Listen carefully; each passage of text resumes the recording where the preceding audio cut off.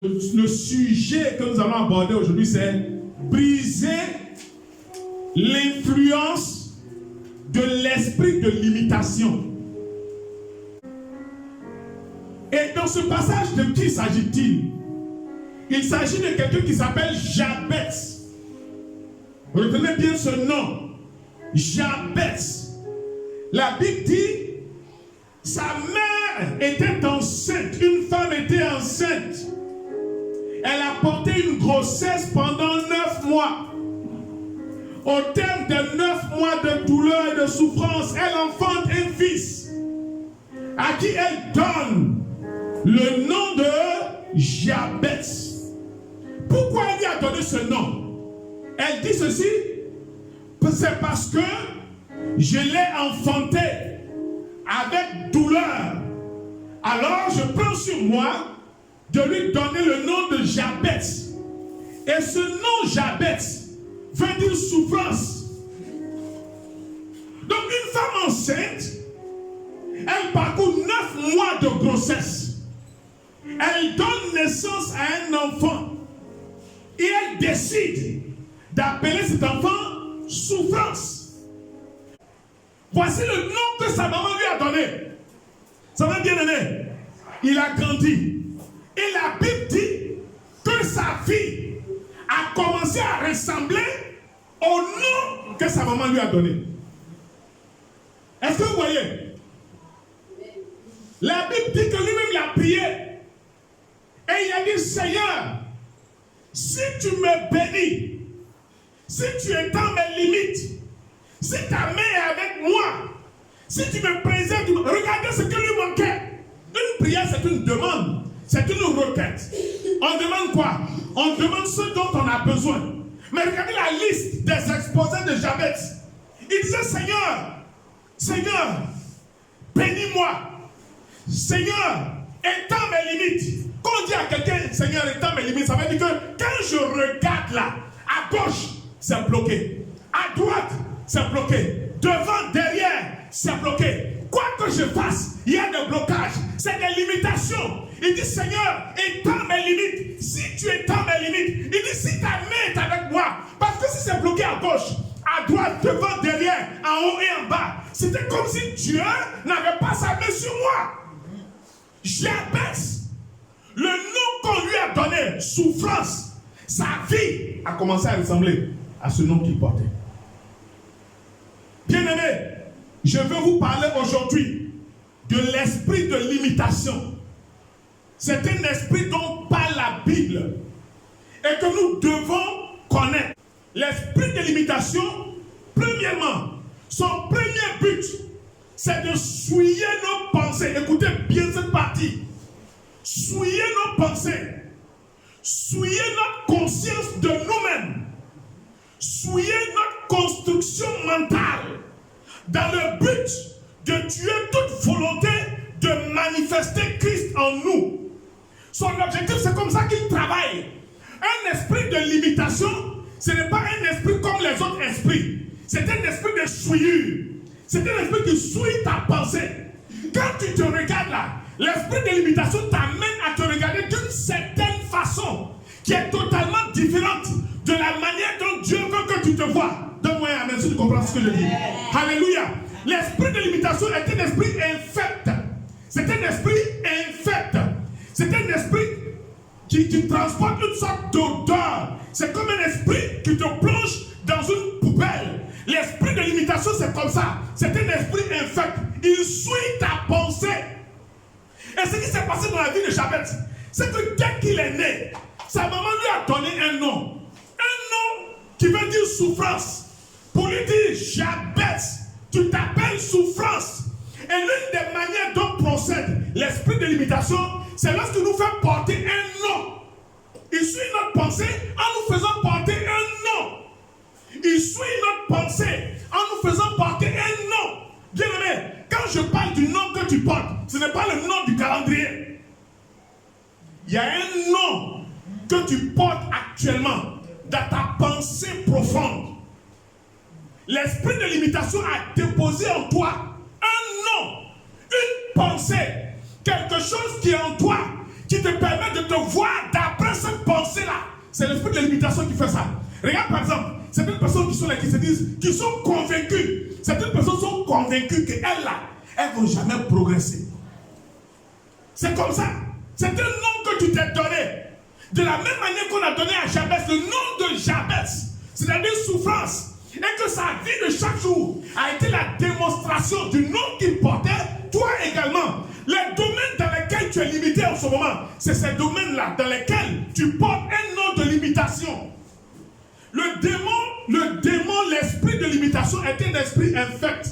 C'est-à-dire, il souille ta pensée. Il te demande de te regarder d'une certaine manière.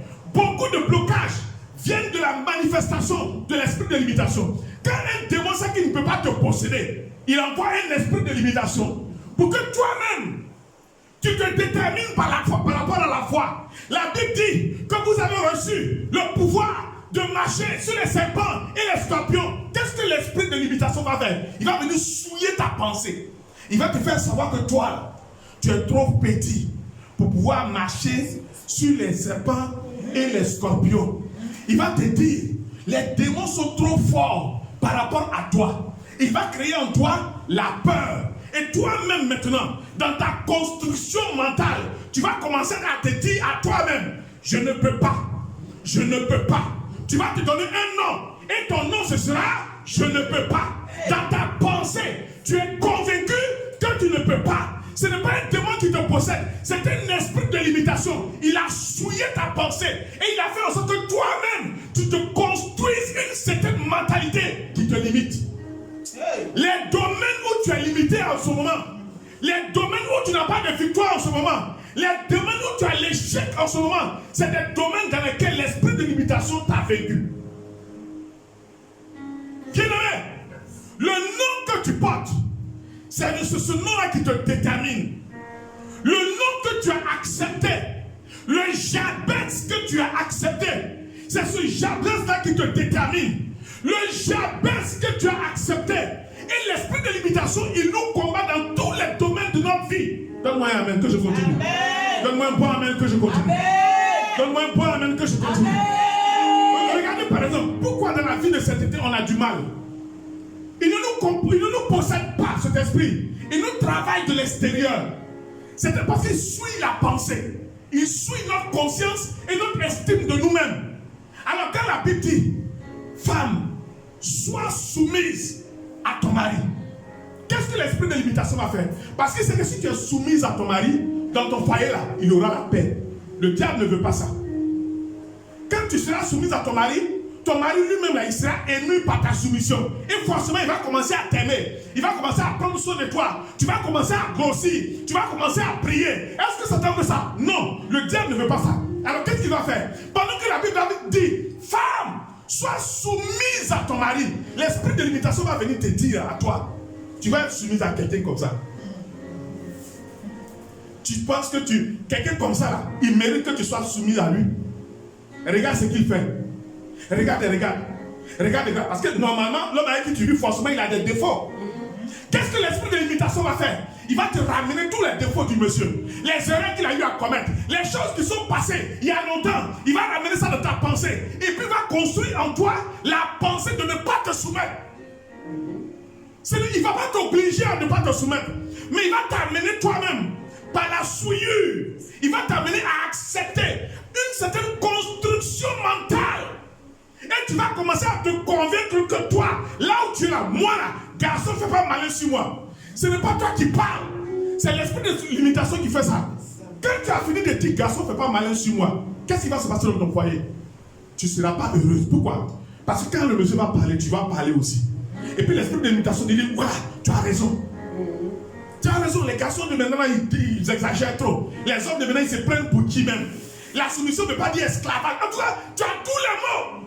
L'esprit de limitation est un esprit de souillure. Il souille ta pensée. Il souille ta pensée. Il transforme ta construction mentale.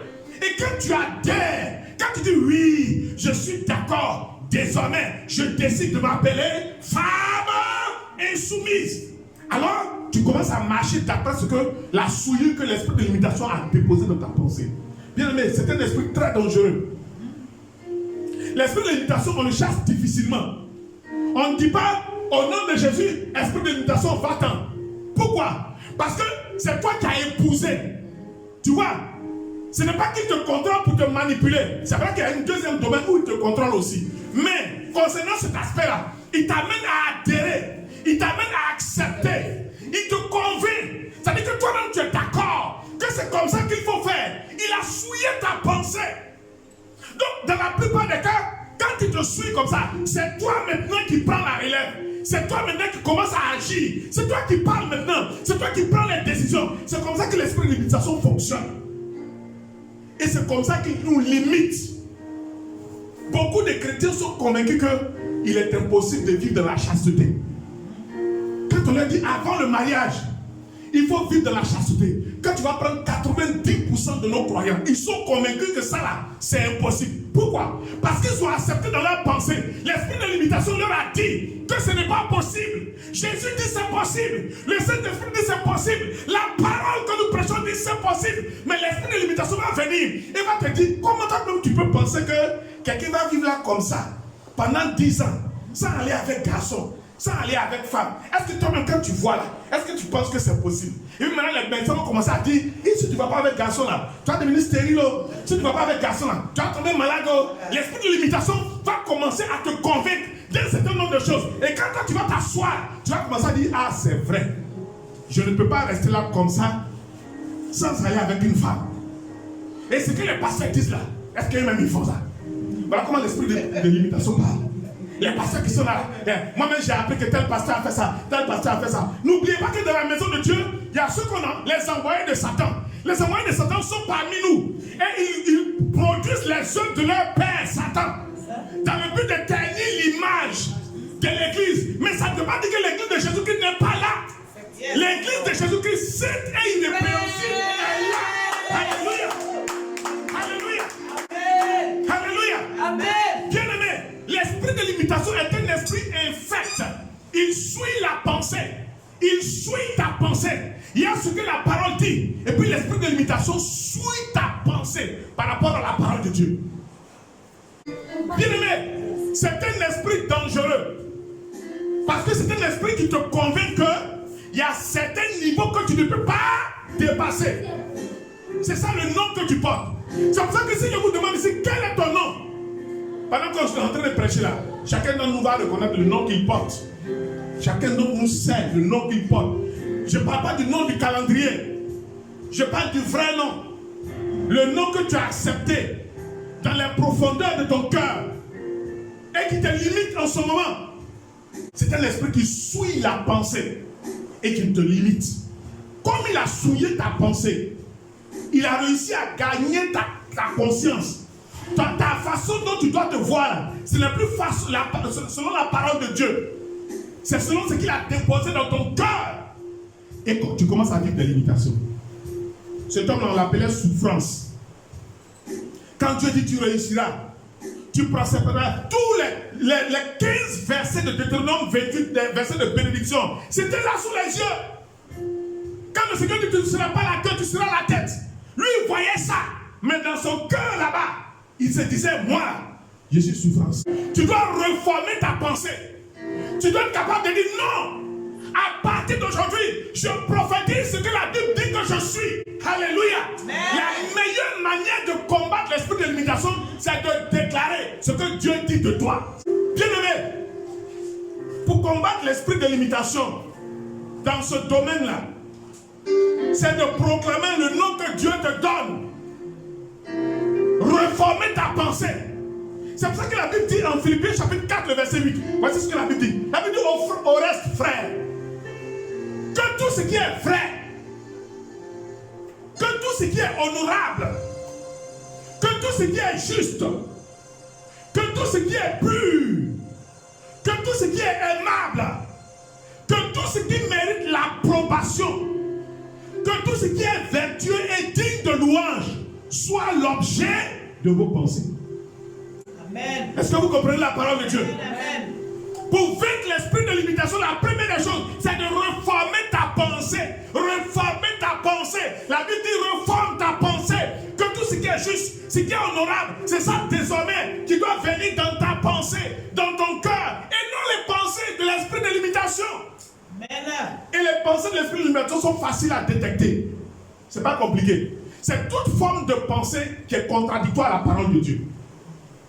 Dès que c'est contradictoire à la parole de Dieu, et que tu vois que la parole dit une chose, mais il y a une autre pensée que les circonstances de la vie t'amènent à adopter, c'est un esprit de limitation qui est en train de se manifester là. Si tu te trompes que tu l'adoptes, tu vas voir, tu seras limité. Mais ce matin, si je prends ce message, c'est parce que le Seigneur veut étendre tes limites. Amen. Et le premier niveau pour étendre tes limites, c'est de reformer tes pensées. Commence à réformer tes pensées. Commence à mettre tes pensées en bonne place. Commence à réformer tes pensées pour adapter tes pensées à ce que la parole dit. L'esprit de limitation va froisser notre foi, notre capacité à saisir les choses de Dieu. Et nous nous bloquons dans notre esprit. Nous nous bloquons dans tous les domaines. Hein? Dans tous les domaines. Et lui là, il est bien. Oh. Lui là, il est bien. Mon frère, tu es béni. Hein? Mon frère, tu es trop béni. Ah, lui, il est béni. Et toi? Et toi, tu es maudit? Qui a dit que tu es maudit? La Bible ne dit pas que tu es maudit. Dieu ne dit pas que tu es... Dieu n'a jamais dit que tu es maudit. Jamais. Dieu n'a jamais dit que tu es maudit. Dieu t'a déclaré béni.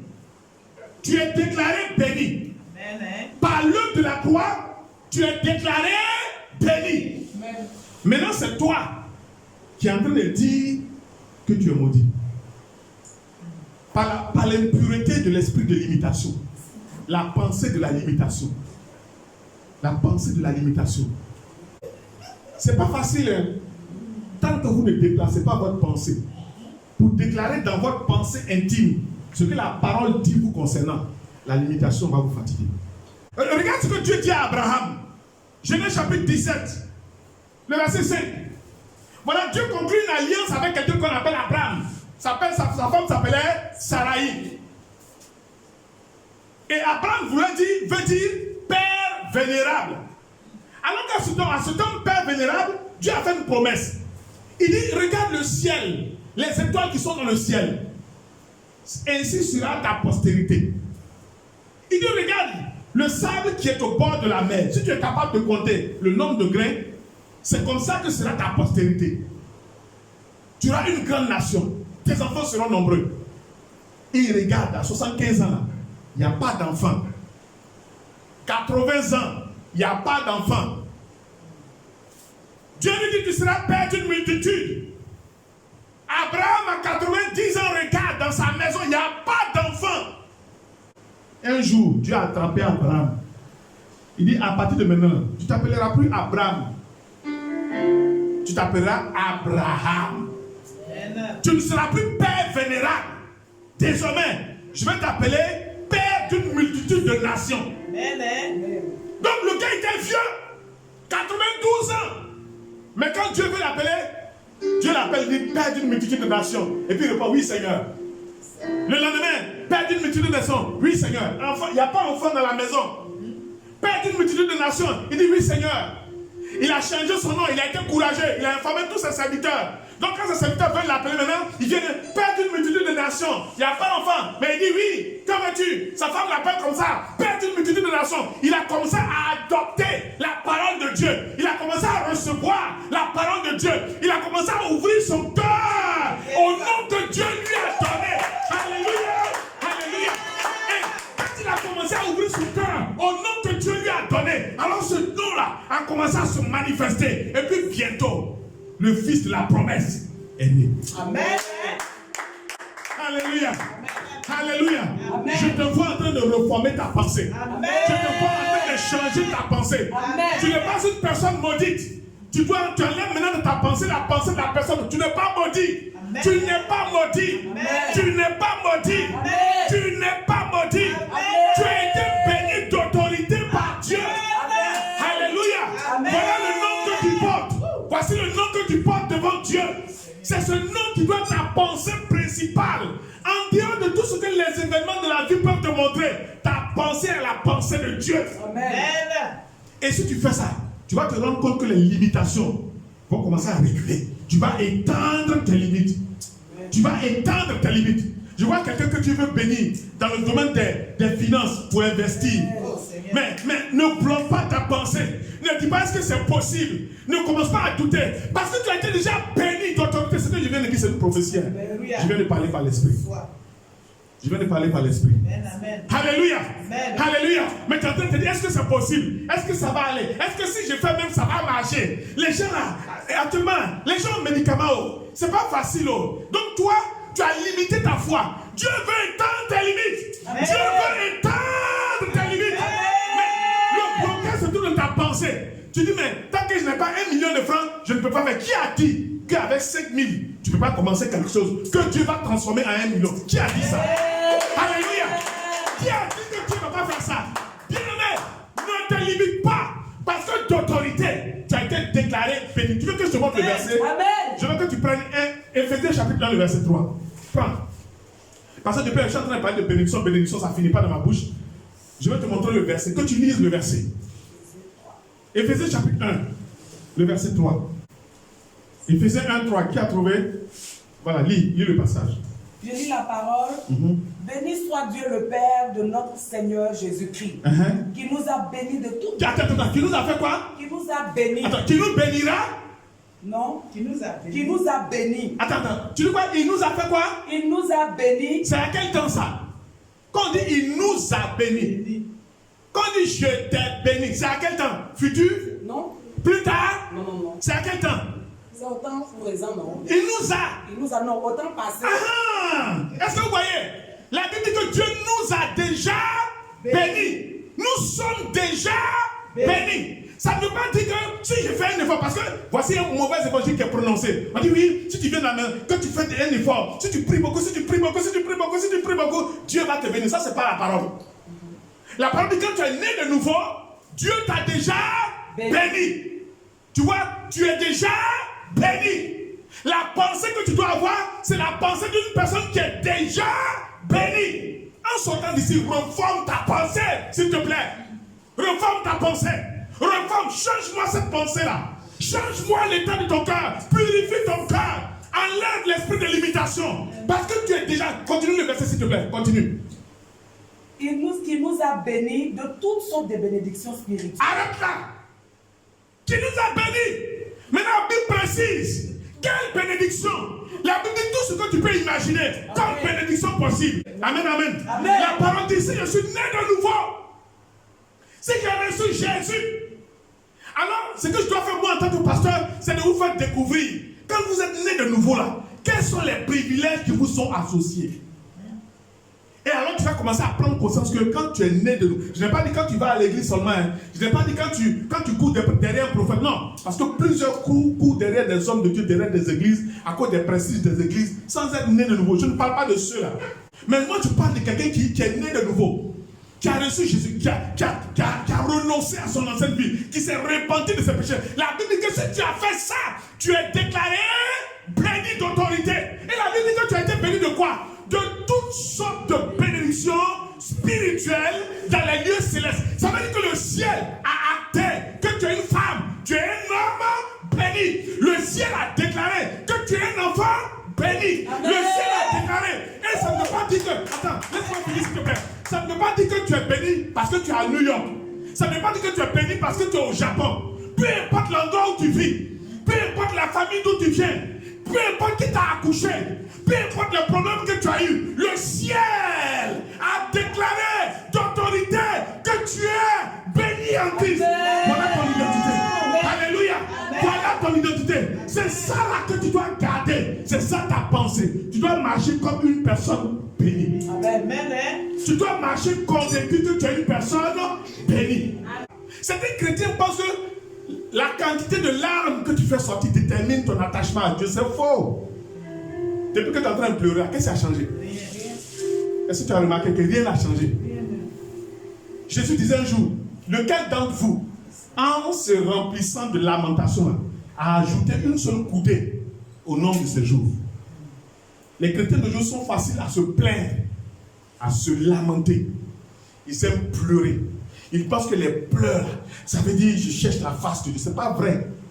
La Bible dit que Dieu confirme sa parole et non tes pleurs. C'est ce que Dieu dit là. C'est ça que sa main accomplit. Ce n'est pas tes pleurs que Dieu accomplit. C'est ce que Dieu dit. C'est ce que sa main accomplit. Ce que sa parole a déclaré là, c'est ce que sa main accomplit. Et la parole de Dieu dit que tu es une personne bénie. Amen. Maintenant, toi, tu peux limiter en construisant une mentalité d'une personne maudite par les manigances de l'esprit de limitation.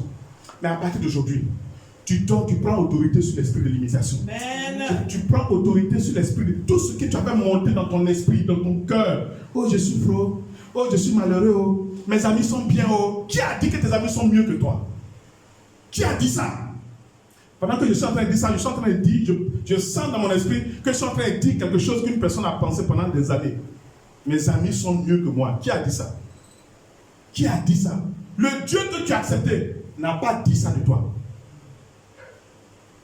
Le Dieu qui t'a aimé de manière inconditionnelle avant la fondation du monde et qui a donné son fils à la croix pour toi n'a pas dit ça. Voici ce que ton Dieu a déclaré. Il a dit: tu ne seras pas à la queue, tu seras toujours à la tête.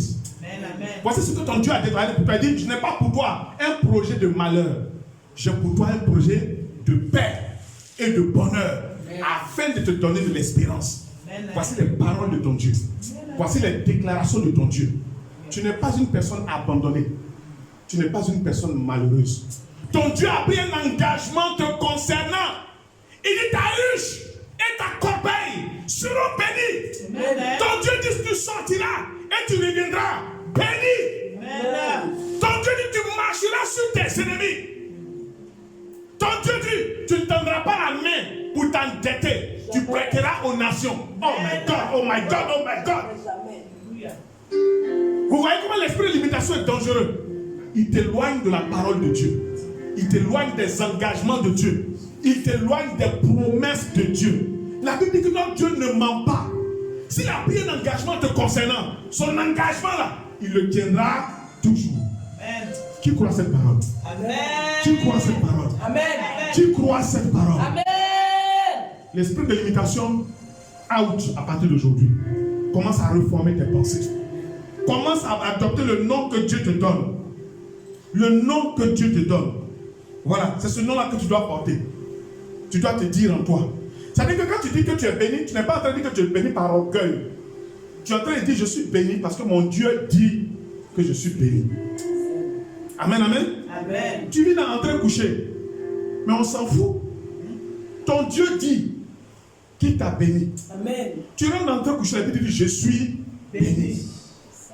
Tu marches, tu fais pied 11 ans, ou dans la boue de Gonzague ou d'Adjoufou. Mais on s'en fout. Ce que tu dois déclarer, c'est ce que ton Dieu déclare te concernant. Et ton Dieu dit: tu es béni. Amen. Qui t'a dit que ceux qui sont en Cocody sont plus bénis que toi? Qui t'a dit ça? Si tu savais. Si tu savais. Mais malheureusement, tu ne sais pas. C'est pour ça que tu regardes à l'apparence au lieu de regarder à la parole de Dieu. Qui a dit que tu ne dois pas vivre heureux dans ton foyer? Qui a dit ça? C'est toi qui as dit.